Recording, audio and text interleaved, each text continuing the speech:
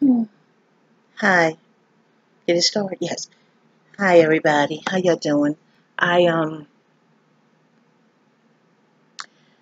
I was on Facebook the other day and I saw a post from Black Dot about Prodigy, and I was like, you know what? Um, I should do a video too, or just leave my sentiments about his passing, um, untimely passing from per the audience. It shocked me. Uh, I'm a native New Yorker as well, Queens by way of Harlem. And I'm old school. I'm in my 40s. Well, he was in his 40s too, but I'm in my latter 40s, if you will. And so I'm more of the Rakim, Bismarcky, uh, coming of those, coming of age during that era.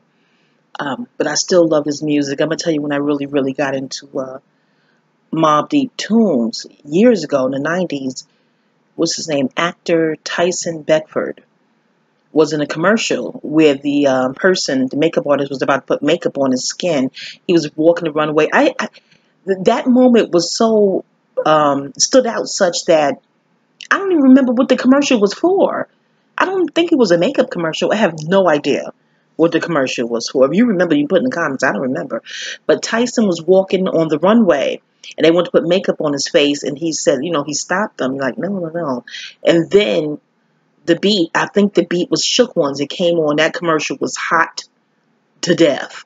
And that just really got me into Mobb Deep music. It played in the house. I was married in the 90s. I was married to a music producer. And ironically, then my ex-husband worked with one of the pioneers from Queensbridge. They worked together on his Canadian artist music. So we went to Queensbridge a lot. I was friends with a sister I knew from junior high school, and she had fam out there and friends. And we hung out there, but I just never met Prodigy. I just never did.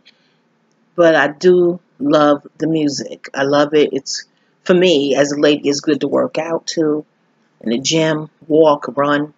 Back when I was more athletic, of course. Now, big mom, okay. I need to get back into the swing of things, but I digress.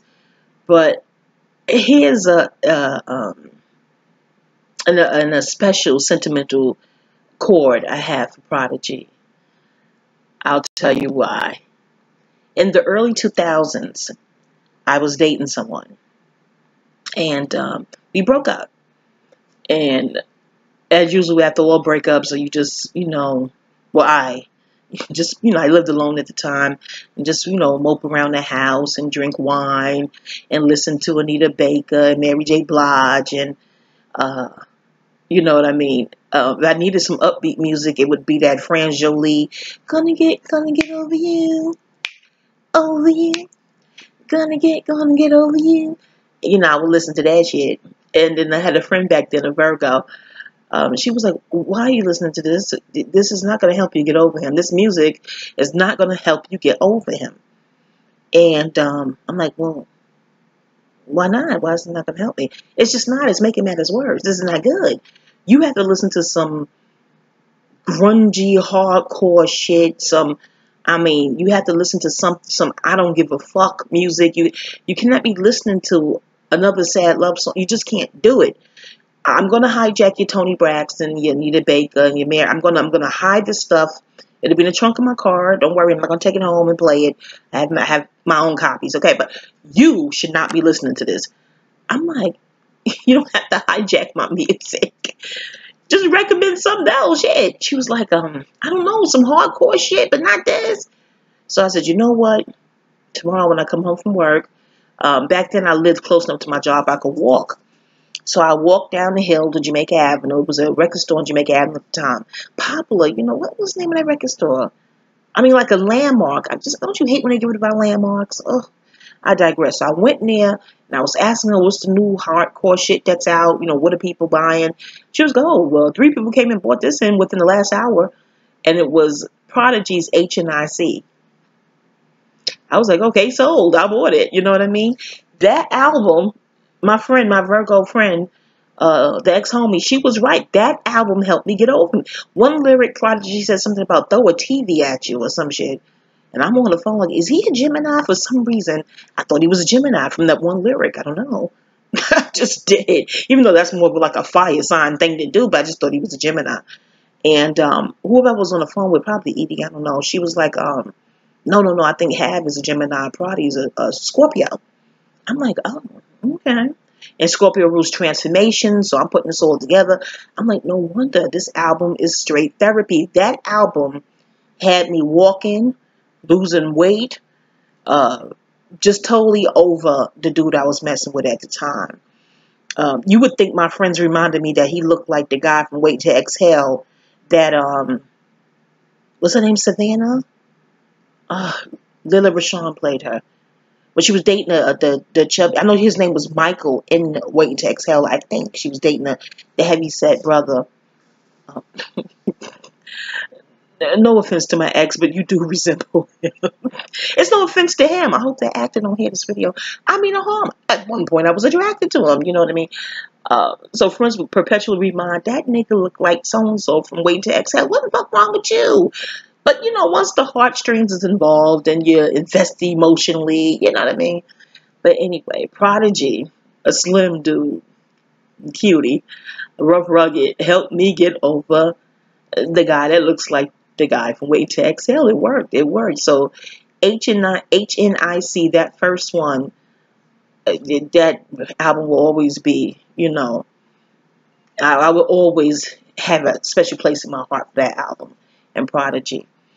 So fast forward to some years later, his memoir came out. Now, I'm a writer, and I wrote my memoirs. So I have an affinity for people who write their memoirs. I just love memoirs. You know what I mean? I just do. Especially if you're from New York or any kind of urban area. You don't necessarily have to be a public figure or a celebrity. Or if you just, I wrote my memoirs. I'm like, oh, you did? I am addicted to memoir reading and apparently writing, hence my own. I'm working on my mama's. Anyway, so I read it, and then people were like, well, you know, there's some videos on YouTube. I don't know. You know, there's some mixed reviews. You know, some people seem upset. I would say you should look at those videos first before you go ahead and cop that book. I'm like, oh, okay. So I checked out the videos, but I'm like, but it's not specific.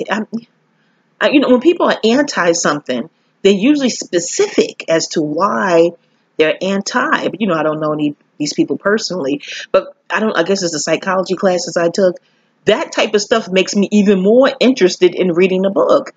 Like into Winter, she was on New York version of the New York installment of Love and Hip Hop. I forget what season, I don't know, but a character named Winter, and she wrote her memoir, and she was catching such heat on the show for writing her memoir. I'm like, don't they know that just makes this book more interesting?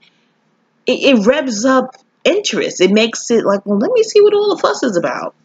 So I went ahead and got Winter's book too. I surely did. I think it was called Game Over. I didn't like that title, but people have their prerogative what they title their book. But I thought of the documentary with that same title that came out years ago. The paid in full movie and the documentary Game Over. I'm like, is she? Never mind. I digress. This is for Prodigy. So after reading his book, I was going to do a blog, a book review blog, and then I thought, I was going to tweet it to him. And now I regret. This is how the Black Dot post inspired me to do this video, because I was going to tweet it to him, but then I'm going, I'm a nobody. What would he care about a nobody's response to his book and things of that nature? Not that it's low self-esteem, just an honest assessment of, I'm just part of the audience, you know what I mean? That faceless public, So I didn't think that he would, and hence my video's faceless, in this sense, it's a context, melanated, fade to black. I said, look, I just don't know how to hook up videos yet, okay? Thumbnails and camera, look, you ain't getting no bells and whistles for now. I digress.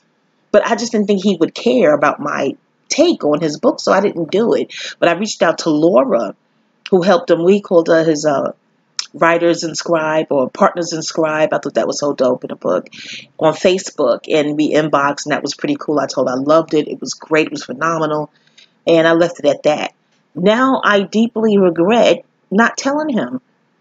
I just didn't even think. Do you read all your tweets? If you're a celebrity hearing this, I didn't like. What's the chances of him even reading it? So I didn't bother. I don't think I'm gonna do that. I just finished. I'm close to finishing up Taraji P Henson's book, Around the Way Girl. So I said I may write a cute little thing, my cute little take on that, and tweet it to her. Because I'm like, no, you never know. They may want to know. They may want that feedback. Anywho, I loved his memoir. I did. And I learned, I'm from Queens, so I knew about Bernice Johnson's dance school. We were going to go. My mother was going to put me in there, but instead she chose a dancing school on Linden Boulevard instead. I think it was economical reasons. Maybe it was more affordable back then. I forget the reasoning. It was definitely close to home. I could walk. I didn't have to take a bus to that dance studio. And all these years, I had no idea that was his grand. I was like, wow. And he's a descendant of the founder of Morehouse. That book was phenomenal. It really was. And what stood out was the tunnel moments. The tunnel, when they went in the tunnel. And he said, they would go through the eruption when his music came on. That beat is hot, though. Oh, my goodness. Shook One's Survival of Fitness. Those beats are hot. So I could see the eruption. And you know what? Again, I could have went to the tunnel. I was working then, and a coworker, she used to go with her friends, and she was like, "Why don't y'all come? Why don't y'all come?" The other coworkers, me and let's just call her Bernie for story's sake. She was like, "Why don't you and B come?" Da, da, da, da, da. And we were like, I don't know why Bernie couldn't make it, but I was dating someone and wanting to be with him, on my day off or after working, and the tunnel was shut down. I'm like, oh shit, because that was like, oh, I'll go next time. Oh, I'll go next Sunday. Girl, you've been saying that how many Sundays ago, and I just never did because I was all plugged into whoever was the boo at the time. Ain't that something? I missed out on history for a boo that I'm not even with now. Oh, I digress. But I love those segments of the book when he talked about the tunnel, and I got to get that Choke No Jokes documentary on it too. Check it out. And he talked about the Moors and the window. There's a window of time to do certain things. Of course, I thought about astrology. I liked what he spoke about meeting Mary, and she asked him his sign. When astrology pops up like that, where I don't expect it to, I get this, I don't know, I'm like, oh, it's just a good sensation that wafts through me. Because you just, I don't, unless I'm in a cipher with a local astrologist, I don't expect to hear about astrology, other places and other outlets. So I like that. I like this moment with little Kim. And just a good book. A great read. And I couldn't put it down. I'm usually distracted. Like, I got to do this. I'll get back to it. I got to do that. I got to get back to it. With memoirs, again, usually glued. But at the end, I came to tears. I came to tears, too, when I think he was in India. And he had a sickle cell attack. And he just said he started laughing. The pain just made him laugh, like, just to strengthen that moment.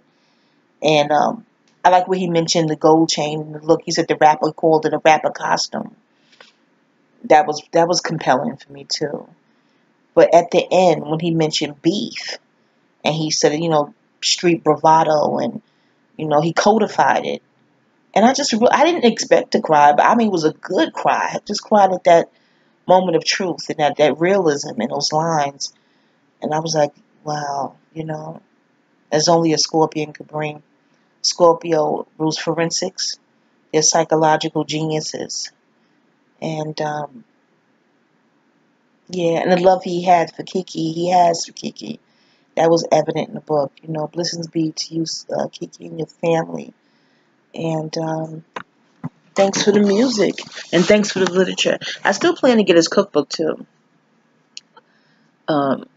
Because of just the videos I'm seeing put on YouTube. And I'm like, wow, that book has got to be just fun. Probably just fun to read, even if you don't make the recipes. Anyway, blessings be upon your spirit. Albert Johnson. And there's Johnsons in my family, too. And Rosin Power. R.I.P. Rosin Power.